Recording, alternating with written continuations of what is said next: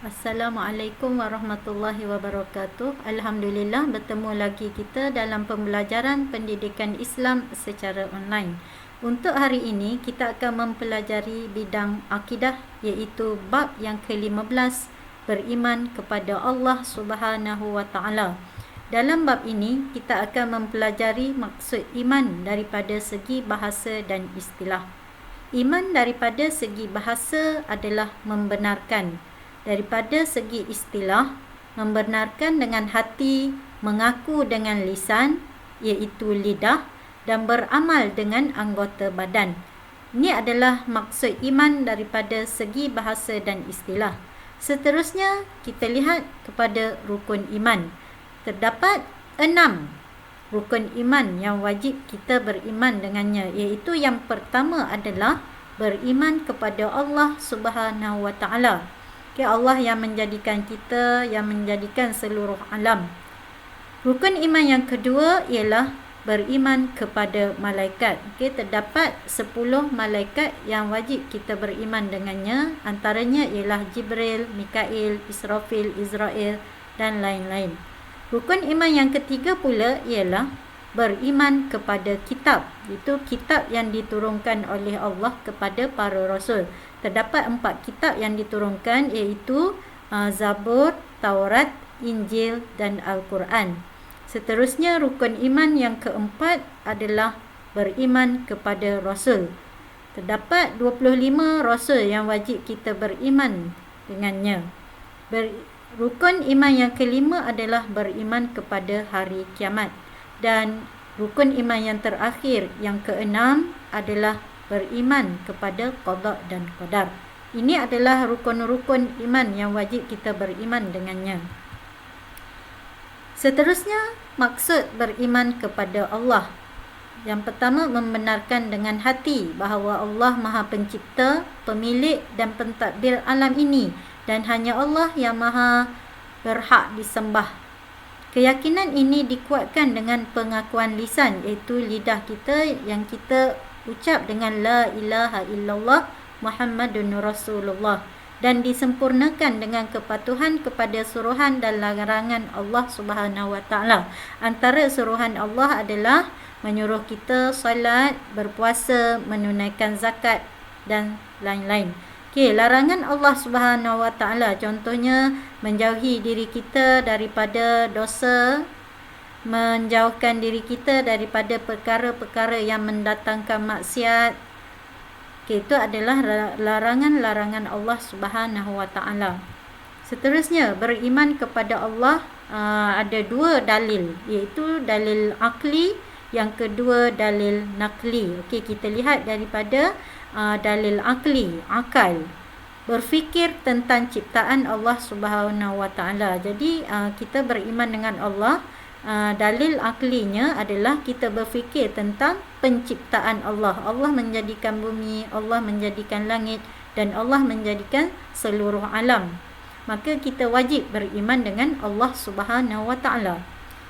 Contohnya ibarat seorang pereka robotik, dia yang memiliki robot rekaannya dan dia berhak mengawal robot tersebut mengikut kehendaknya.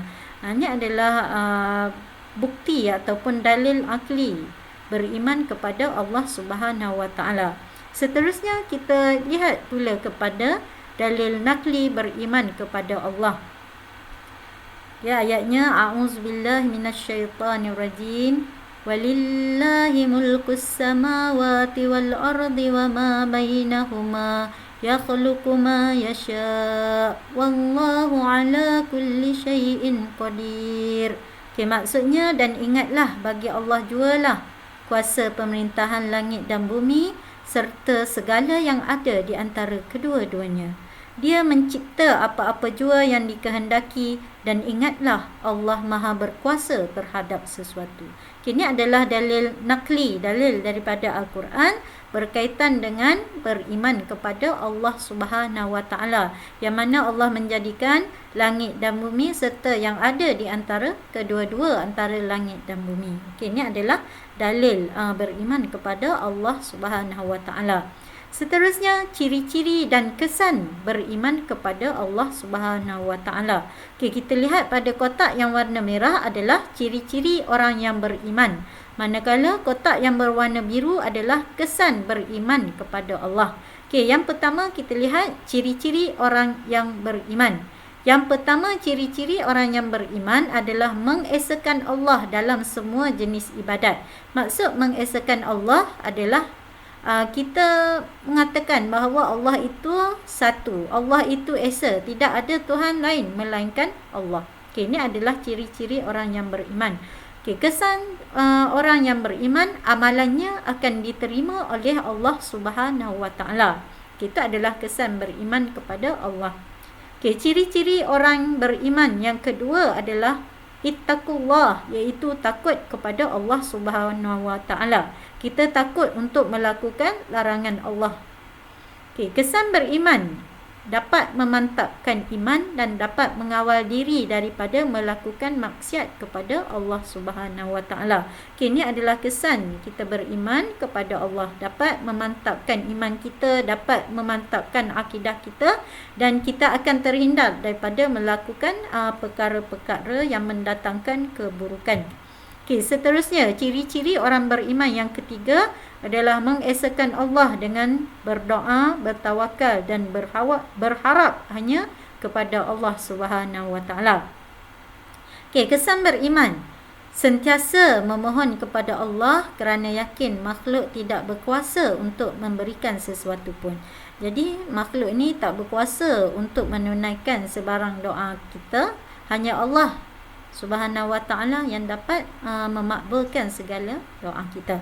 Okey, ciri orang yang beriman yang terakhir sekali adalah kecintaan yang mutlak hanya kepada Allah Subhanahu Wa Taala. Dia tidak meletakkan cinta yang lebih besar selain daripada Allah Subhanahu Wa Taala. Dia tidak mencintai dunia lebih daripada dia mencintai Allah Subhanahu Wa Taala. Itu adalah ciri-ciri orang yang beriman.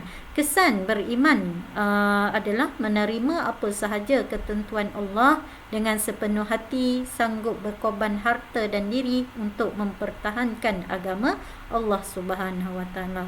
Okey, jadi ini adalah kesan beriman kepada Allah Subhanahu Wa Taala. Jadi hari ini itu sahaja pembelajaran kita untuk hari ini.